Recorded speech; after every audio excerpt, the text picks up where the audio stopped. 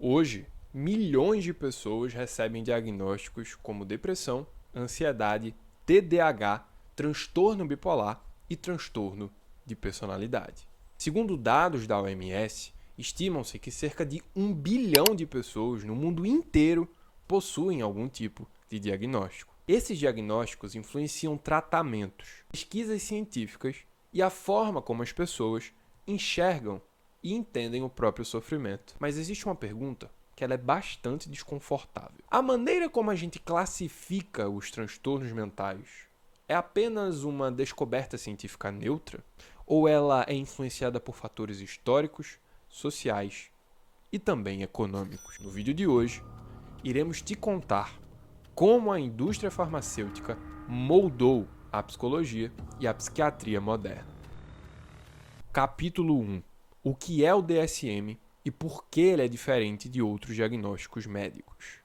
Antes da gente discutir se o DSM ele é bom ou se ele é ruim, precisamos primeiro entender o que ele é. O DSM é o Manual Diagnóstico e Estatístico de Transtornos Mentais.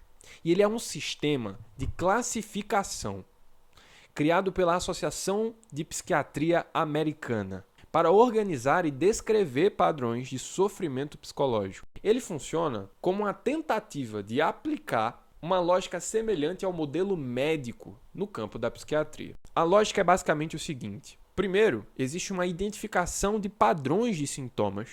Depois, existe a criação de categorias diagnósticas. E terceiro, a partir dessas categorias, a gente orienta pesquisas e tratamento. Na medicina tradicional, com frequência a gente consegue definir uma doença a partir de uma alteração biológica. Por exemplo, uma pessoa está com gripe. A gripe ela é uma infecção causada por um vírus específico. Ou seja, nesse caso, a gripe ela funciona quase como um agente externo que se apossou desse sujeito e que faz esse sujeito sofrer. Já no campo da psiquiatria, existe uma pergunta que muda absolutamente tudo.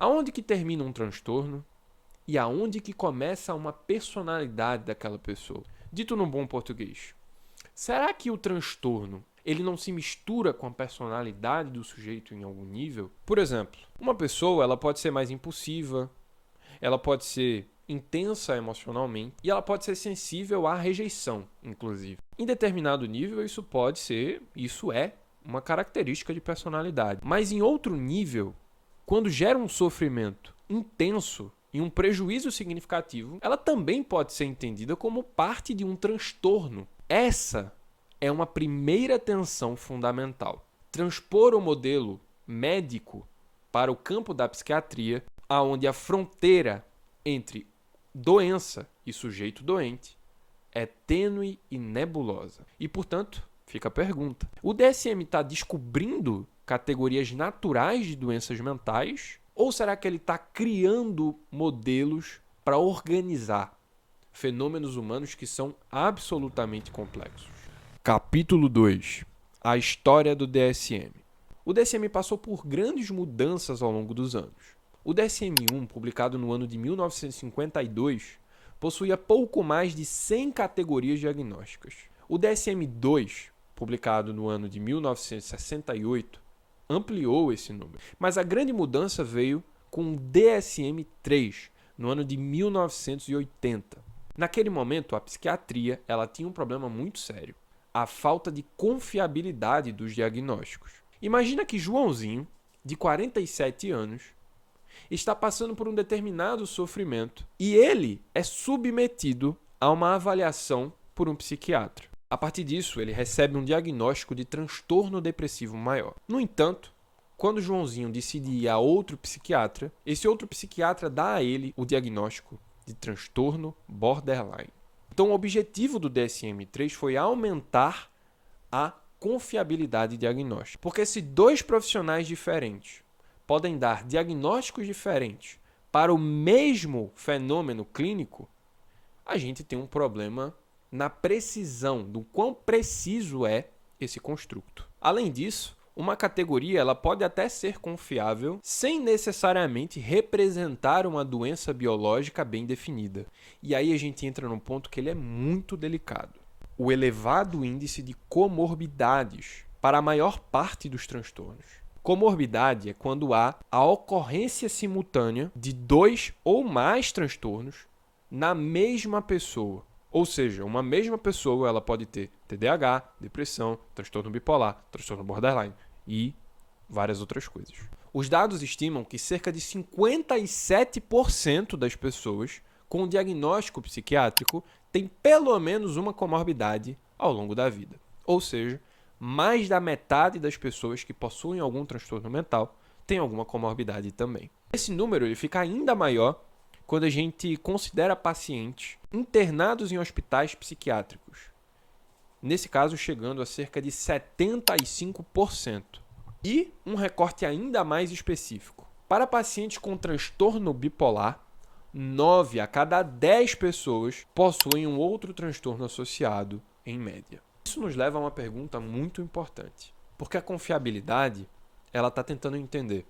Será que os profissionais concordam que esse fenômeno clínico ele se trata de depressão e não de outra coisa? No entanto, a validade ela vai perguntar, ok, mas será que os diagnósticos eles realmente correspondem a coisas específicas da realidade? Ou será que a gente só está criando esses diagnósticos para tentar organizar o sofrimento humano e toda a complexidade que envolve o sofrimento humano em categorias? Essa pergunta ela segue até hoje sem nenhuma resposta.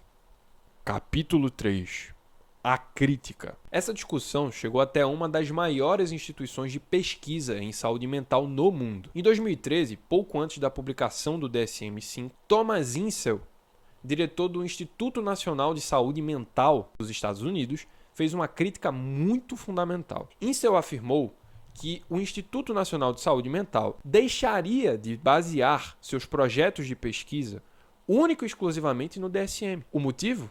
Segundo ele, o DSM classificava transtornos principalmente por agrupamento de sintomas, mas não demonstrava mecanismos biológicos ou cognitivos que explicassem essas categorias, que é exatamente aquilo que a gente abordou agora há pouco. Mas não parou por aí. Uma das críticas mais interessantes veio de alguém que participou da construção do próprio manual. O nome dele é o Allen Francis. O Allen Francis foi presidente da Força Tarefa responsável pelo DSM-4, publicado no ano de 1994. Ou seja, ele não era uma pessoa externa ao campo da psiquiatria. Ele era alguém de dentro que estava fazendo uma crítica. Alguém que literalmente ajudou a construir e a consolidar esse modelo. Algum tempo depois, o Allen Francis passou a criticar o DSM-5. Francis argumenta que o DSM-5 abriu espaço para uma expansão excessiva das categorias diagnósticas, patologizando coisas que não deveriam ser patologizadas. A preocupação dele era a chamada inflação diagnóstica. Quando categorias ficam amplas demais, existe o risco de transformar sofrimentos comuns do dia a dia em transtornos mentais. When my wife died 5 years ago, I felt sad. I couldn't sleep as well. My appetite was more than usual, and I felt much less energy. It was hard to work. In DSM-5, those symptoms, typical symptoms of everyday grief, would be called major depressive disorder after just 2 weeks. And that wasn't major, it wasn't depressive, it wasn't a disorder. When you love someone and you lose them, that's just grief and sadness. Os exemplos citados por Francis incluem tristeza comum, natural, normal, podendo ser confundida com depressão. Esquecimentos do envelhecimento sendo vistos como transtornos. Comportamentos tidos como infantis sendo classificados como transtornos. E o aumento excessivo de diagnósticos de TDAH. Aqui é importante dizer, a crítica do Francis não é que transtornos não existem, mas é sobre aonde que a gente está delimitando, aonde que a gente está colocando a fronteira entre aquilo que é e aquilo que não é um transtorno. Capítulo 4. A indústria farmacêutica. Agora a gente entra na parte mais delicada desse vídeo. Onde entra a indústria farmacêutica nessa história? Seria ela a grande responsável pela inflação diagnóstica nos últimos anos? Ou pior, será que a indústria farmacêutica teve um papel direto ou indireto na criação de novos transtornos? Antes de responder essa pergunta, é preciso dizer que existe uma relação histórica entre psiquiatria, pesquisa e indústria. Isso gera uma preocupação ética fundamental sobre conflitos de interesse. Um estudo analisando os membros dos painéis responsáveis pelo DSM-4 encontrou que mais da metade deles tinham vínculos com a indústria farmacêutica durante o período analisado. O mesmo artigo, inclusive, concluiu que as ligações entre os membros do DSM e as empresas farmacêuticas eram particularmente fortes nos casos em que os medicamentos eram a primeira linha de tratamento. No caso de esquizofrenia e transtornos de humor, em que 100%, isso mesmo, 100% dos membros tinham ligações com a indústria farmacêutica. Esses dados levantam uma pergunta importante. Como a gente garante independência científica quando pessoas envolvidas na definição dessas categorias diagnósticas possuem vínculos e relações financeiras com empresas que lucram com determinados tipos de intervenção e determinados tipos de tratamento? Esse debate continuou nas versões seguintes. Um estudo sobre participantes envolvidos na revisão do DSM-5-TR, a versão mais atualizada no momento em que esse vídeo foi gravado, apontou que cerca de 60% dos especialistas analisados receberam pagamentos da indústria farmacêutica, somando milhões de dólares. A questão não é afirmar que essas pessoas são desonestas, é que a ciência ela precisa de transparência, justamente porque os seres humanos eles podem ser influenciados por interesses, mesmo que sem perceber. Além disso, esses conflitos de interesse não foram publicados no DSM-5 em nenhum lugar e nem divulgados publicamente. A não publicação e a não divulgação pública desses conflitos de interesse é altamente problemática, porque compromete a integridade científica, a transparência e a confiança pública. O DSM, publicado pela Associação de Psiquiatria Americana, dita quais os comportamentos são considerados patológicos. Isso influencia diretamente os transtornos cobertos por planos de saúde e quais remédios são receitados. Aqui, o risco de medicalização da vida ele é fundamental. Quando os cientistas que criam os critérios diagnósticos possuem vínculos com laboratórios, surge o risco de viés, mesmo que implícito. A expansão de categorias diagnósticas ou a redução de critérios para identificar um transtorno podem transformar reações humanas naturais, como o luto, como uma distrações, em condições médicas que precisam ser tratadas. Isso cria imediatamente um novo mercado consumidor para medicamentos específicos produzidos por essas mesmas indústrias. Originally, there were only 6 diagnoses, and now there are about 200. Our society is already immersed in pill popping. 1 out of every 5 adults takes medication every day. 6% of the population is addicted to psychotropic medications. The sales of antipsychotics are $18 billion a year, amongst the highest of all classes of drugs. The sales of antidepressants, $12 billion a year. Stimulants, $7 billion a year. I think that from the point of view of clinicians, it's important to be cautious in your diagnoses. Don't jump to conclusions. Don't make fancy diagnoses after a brief initial contact with patients. A ciência médica e a psiquiatria dependem fundamentalmente da confiança mútua entre médico, paciente e dados científicos. A omissão de conflitos de interesse sabota essa base. Para os pacientes, isso gera uma dúvida. Se o diagnóstico e a prescrição que ele está recebendo são puramente baseados em evidência mesmo, ou se não existem conflitos financeiros e influência comercial indireta por trás.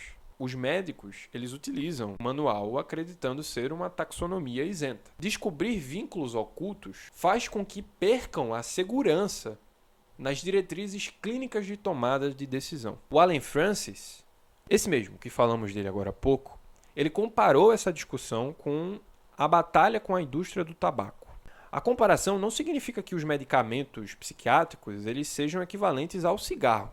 O ponto dele aqui é outro. Grandes setores econômicos podem influenciar a forma como a sociedade entende determinados problemas. No caso da saúde mental, a preocupação é quando o sofrimento humano passa a ser interpretado principalmente como algo que precisa de uma solução comercial. A discussão sobre a influência da indústria farmacêutica não precisa partir da ideia de que todo transtorno mental é inventado ou foi manipulado. Essa seria uma conclusão forte demais. A existência de conflitos de interesse ou possíveis vieses não invalidam automaticamente os diagnósticos. Um pesquisador ele pode ter vínculos financeiros com indústria farmacêutica e produzir um conhecimento correto. Mas existe um ponto que ele é fundamental.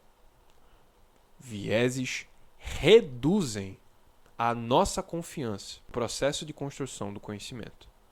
Vieses reduzem a confiabilidade.